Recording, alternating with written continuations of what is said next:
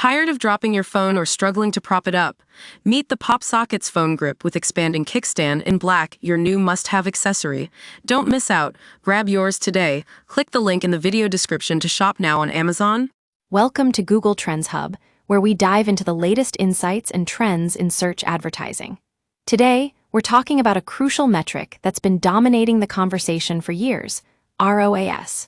Return on ad spend has been the go-to metric for measuring Google Ads success, but is it still enough? Let's explore some limitations of ROAS and what it means for your business. ROAS might seem like the perfect metric: spend $1, make $5. It's clean, quantifiable, and easy to explain to stakeholders. But let's take a closer look at how this simplicity hides some big problems. Take a skincare brand with a 600% ROAS. Sounds great, right? But what if their best-selling product only has a 10% profit margin? That return suddenly doesn't look so strong.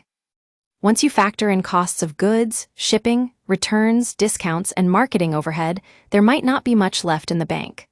ROAS tells you how much revenue you made, not how much money you actually earned. It's like looking at a beautiful house without seeing who lives inside. You know its value based on its size and design, but what about the occupants? That's where things get tricky. ROAS tends to look best when campaigns are focused on retargeting, branded search, or people already close to converting. These campaigns might be efficient, but they're not driving new growth. If most of your budget goes toward people who would have bought anyway, your performance numbers might look good, but your pipeline will eventually dry up. Branded search campaigns almost always show high ROAS, but how many of those conversions would have happened without the ad? That's a great question. If someone searches your exact brand name and clicks your ad instead of the organic result, you haven't gained anything. You've just paid for a conversion that was already on its way. ROAS was built for a simpler time. Today's ad environment demands sharper tools. These alternative metrics go deeper, helping you measure real business value, not just platform performance. Let's explore some of these alternatives and how they can supercharge your Google Ads strategy. One metric to consider is profit per impression. This one looks at how much profit each impression generates. It's especially useful for top-of-funnel campaigns where clicks and conversions are lower, but influence can still be high. A DTC mattress brand runs YouTube ads to promote a new eco-friendly line. CTRs are low and ROAS isn't impressive in platform, but over the next 2 weeks, they see a spike in high-margin product sales. When they tie those sales back to the impressions and calculate the profit per ad view, they realize this campaign outperformed many of their search efforts, even though traditional metrics said otherwise. That's what happens when you look beyond just clicks and conversions. You start to see the real value that your ads are driving.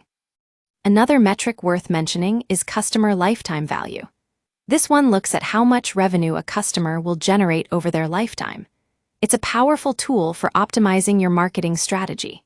When paired with good first-party data and well-defined goals, broad match and value bidding can help you scale beyond narrow keyword targeting without sacrificing efficiency. So, what does this mean for your business? ROAS still has a place in your reporting stack, but it shouldn't be the only metric guiding your decisions.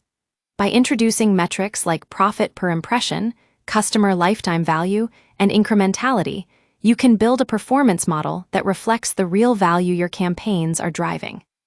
The advertisers seeing the biggest gains in 2025 aren't just chasing higher ROAS, they're building smarter, more sustainable strategies focused on growth, profit, and long-term success.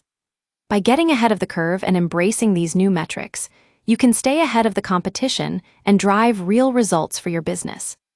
That's all for today's episode of Google Trends Hub. Thanks for tuning in, and we'll catch you in the next one.